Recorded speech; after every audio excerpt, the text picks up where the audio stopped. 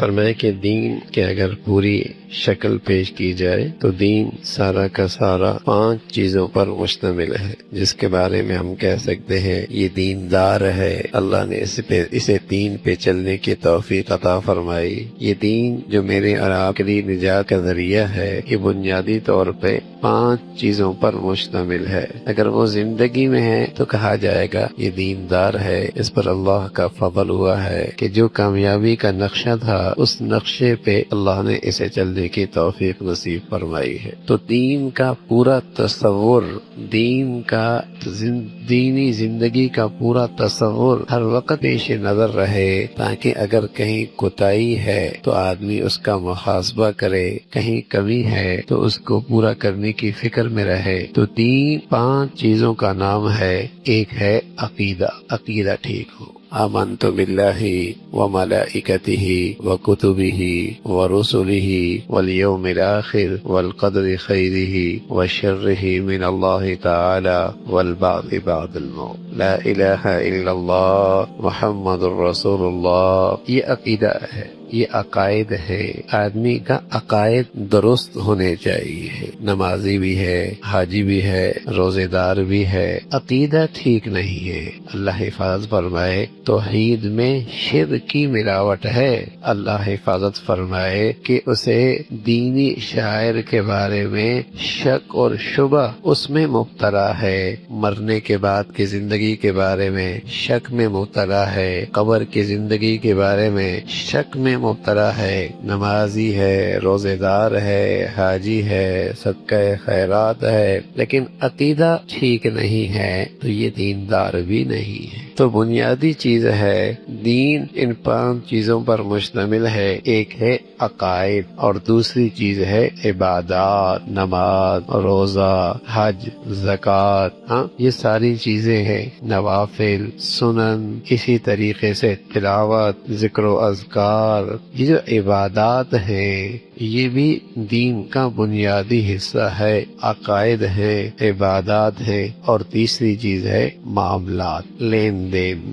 تجارت کرتا ہے، زراعت کرتا ہے، کاشتکاری کرتا ہے، فیکٹری لگاتا ہے، کارخانہ لگاتا ہے، یہ جو معاملات ہیں اس میں دین کتنا ہے۔ ایک آدمی عقیدہ بھی ٹھیک رکھتا ہے اور اس کی زندگی میں عبادات بچپن سے ہیں، بچپن سے 55 تک اس کی زندگی میں عبادات ہیں، نماز نہیں چھوٹی، لیکن وہ سمجھتا ہے معاملات کا تعلق دین سے نہیں ہے، یہ آدمی بھی بے دین ہے، دیندار نہیں۔ قالوا یا صالح قد كنت فينا مرجوا قبل هذا اتنهانا ان نعبد ما يعبد آباؤنا واننا لفی شک مما تدعونا الیہ مریب۔ حضرت صالح علیہ السلام سے قوم کہنے لگی ہمیں تم سے بڑی امید، یہ تم کیا کہنے لگے ہو، یہ تم کیا کرنے لگے ہو۔ قوم شعیب نے حضرت شعیب سے بھی یہی کہا، قالوا یا شعیب تأمرنا ان نترک ما يعبد آباؤنا او ان نفعل فی اموالنا ما نشاء۔ معاملات میں مال کیسے خرچ کرنا ہے، کیسے کمانا ہے، اس کا دین سے کیا تعلق ہے؟ اے شعیب، اس کا دین سے کیا تعلق ہے؟ اس معاملے میں ہم آزاد ہیں، جیسے مرضی کمائیں گے، جیسے مرضی خرچ کریں گے۔ تو یہ وہ طبقہ تھا جس کا خیال تھا کہ معاملات کا دین سے کوئی تعلق نہیں، وہ یہ سمجھتا ہے معاملات کا دین سے کوئی تعلق نہیں۔ اسلام دین کامل ہے، ایک مکمل ضابطہ زندگی ہے، جہاں اس میں عقیدہ ہے، جہاں اس میں عبادات ہیں، وہاں معاملات بھی ہیں، اور اس میں چوتھی چیز ہے سزائیں، حدود، شرعی حدود۔ چور کا ہاتھ کاٹا جائے گا،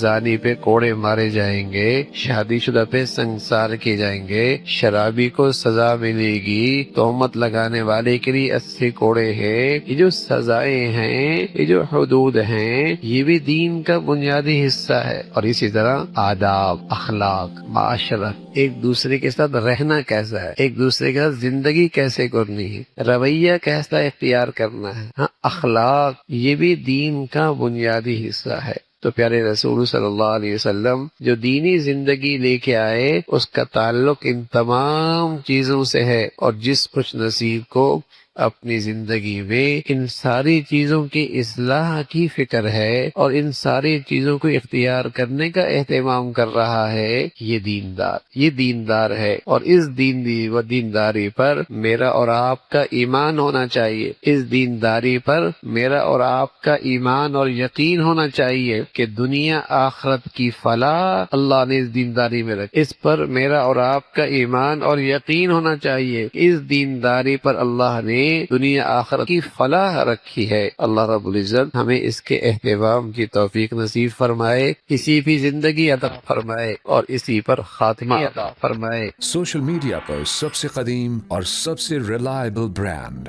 درس قرآن.com